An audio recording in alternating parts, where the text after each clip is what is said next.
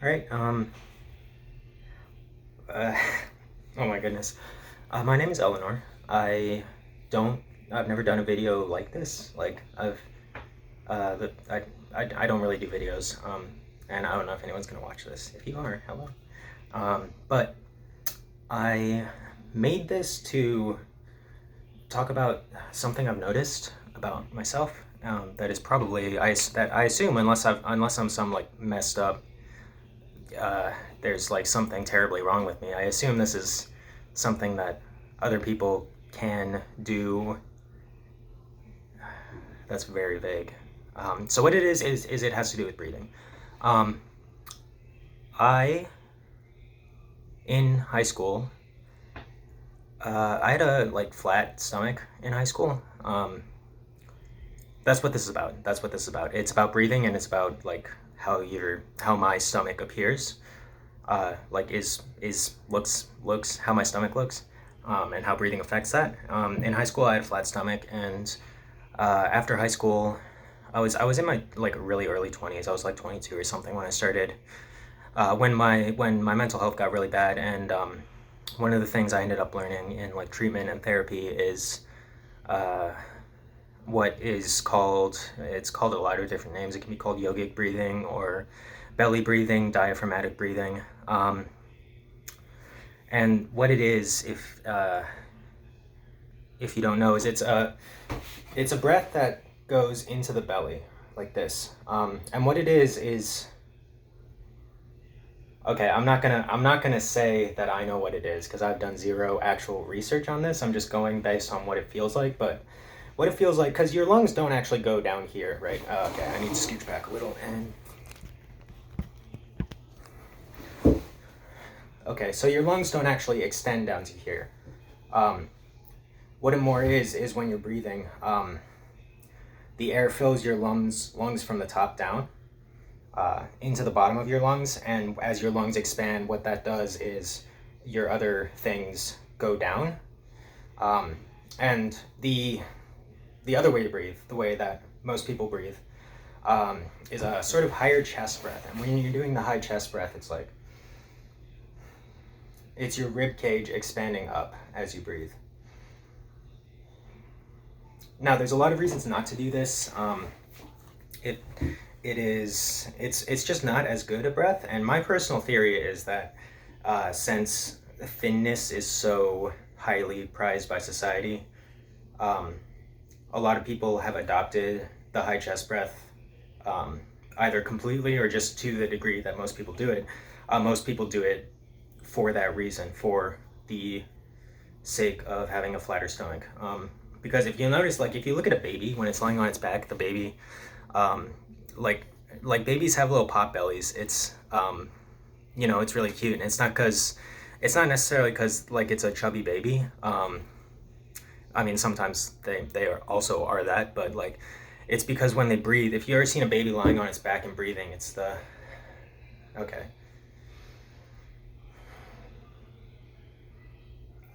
Well, you can't see what I'm talking about. I can feel it, but that doesn't mean you can know anything about it. So I learned about this belly breathing, and I it took a long time to incorporate it to the point where I was pretty much always doing it. Um, it took a long time, and what it was is I had to figure out how to do it first. And in the beginning, I was like sort of push my stomach out like artificially, more like forcefully, more than it should be when I'm breathing. But over time, I sort of got into the rhythm of it, and um, what happened was that even though I didn't have a lot of body fat, I had a belly, and it was. Um, so let me show you because so you can't see my face, but that's fine. So this is like posture, right? Oh, I get in this place where I hyperanalyze my posture like to a degree that is weird. So basically, like you go from this to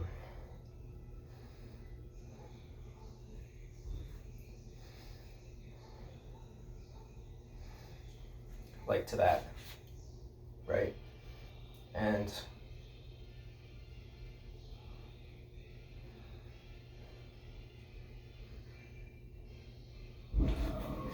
And it turns out what this is it isn't like just this like sort of solid mass of body fat that people think it is. It's more, or maybe people don't think, maybe I'm the only one who thinks that, but it is all the inside parts are like they move around, which which like seems obvious, but I sometimes forget that that's how it works.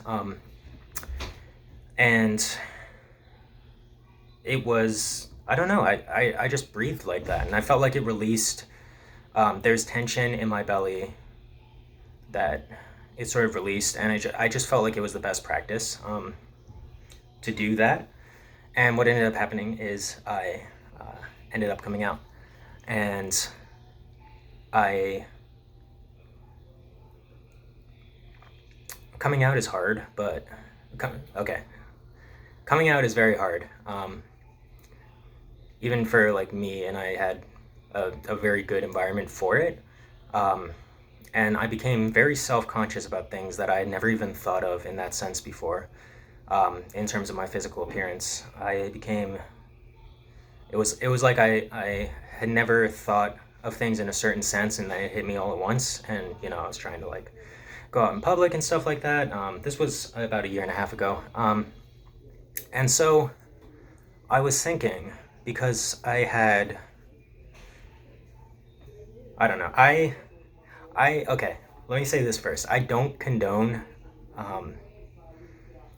the notion that beauty should be prized above all else. I don't condone the notion that beauty should be prized above health. I also don't condone this sort of mentality that thinness is automatically beautiful and a lack of thinness is automatically not beautiful.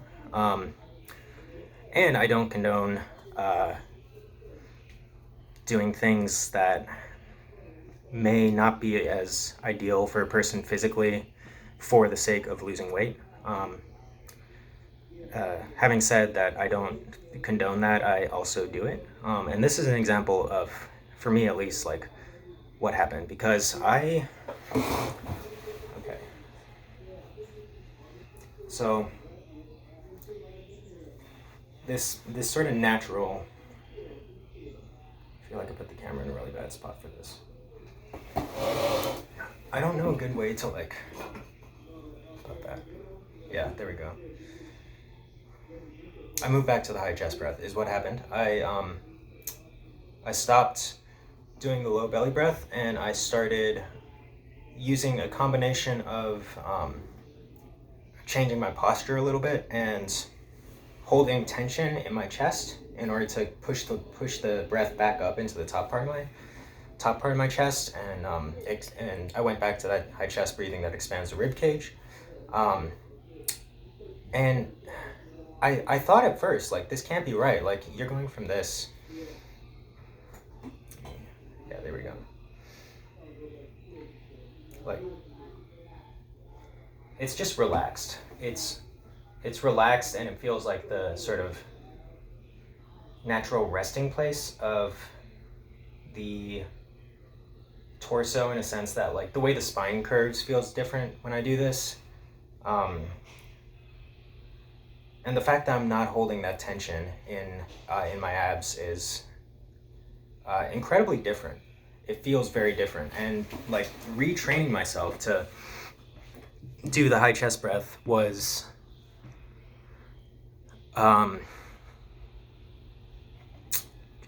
like I felt like something was wrong. I felt like there's no way I went from doing this to doing the belly breath, and then now I'm going back to this again. But that's what happened. And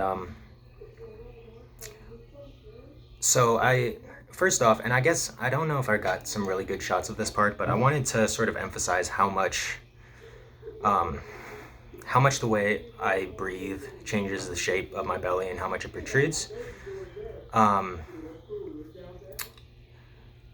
And it makes a big difference. And like looking down, like, from your perspective, like looking down at your belly, it makes a big difference. And it's a complicated thing for me personally. It's one of the, it's like having that flat belly again is like one of the bodily features I have that I am proud of. And there's this, there's that, what's it called? Cognitive dissonance of like having the logical and sort of humanitarian moral belief that that's not something, like that's not really something to be proud of, but also having this this vanity, very powerful like ego, like urge to keep it that way is, and that's not like what what I was trying to talk about in the video. I was just trying to, it's already over 10 minutes. I wasn't trying to make it this long either. I was just trying to show that,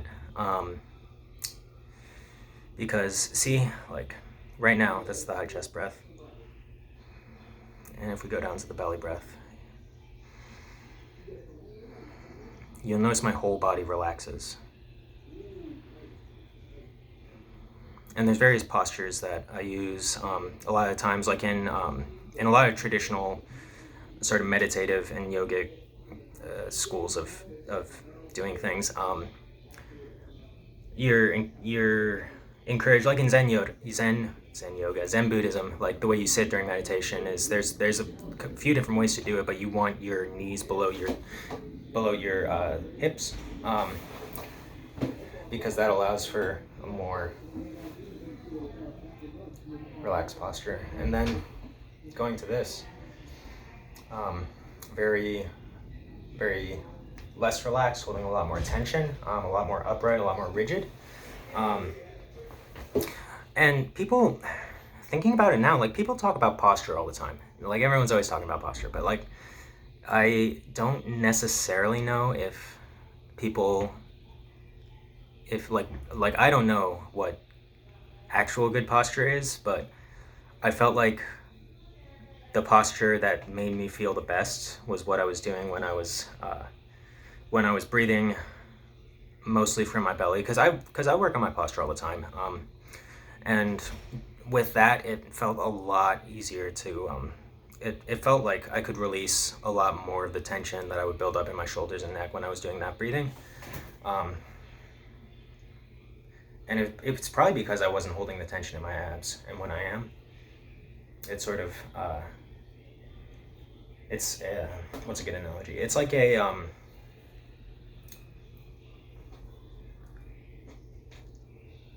it's like something, having like holding the tension here is like sets the tone for the rest of the body moving on up, and all this stuff has to tends to compensate, and that takes a lot. And when I say tensing my abs, I mean there's like, tensing the abs. I thought maybe it would look different, but it didn't. To where it's like you're really straining, but this is just more like if you take a deep breath and then breathe out, and like right before the air stops coming out, when the diaphragm is still pushing the air out and it's still creating that suction that pulls all this in, if stopping it right there and just holding that level of tension, and then other adjustments to my posture, but like it doesn't feel right still. Well, okay, I shouldn't, I'm not going to speak in terms of like what feels right and wrong, but it does feel a lot less natural to do this.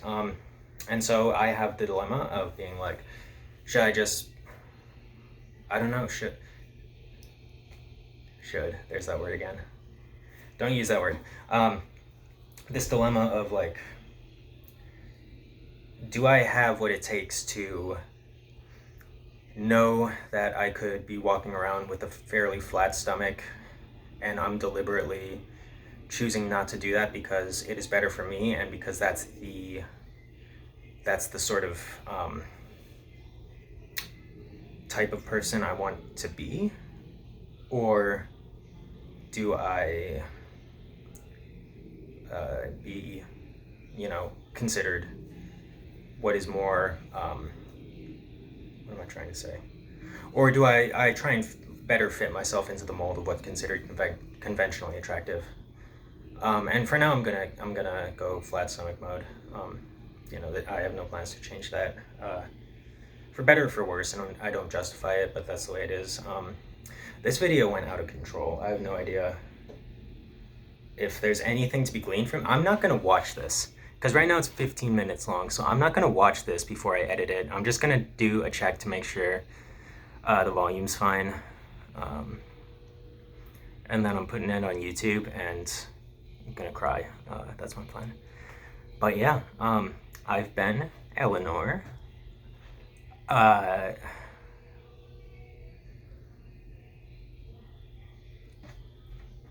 my god. There's this thing you can do.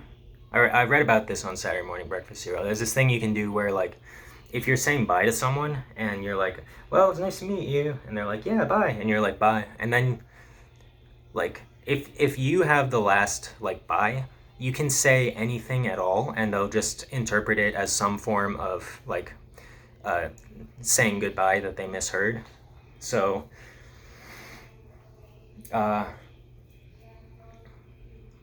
pink cat, Hannibal.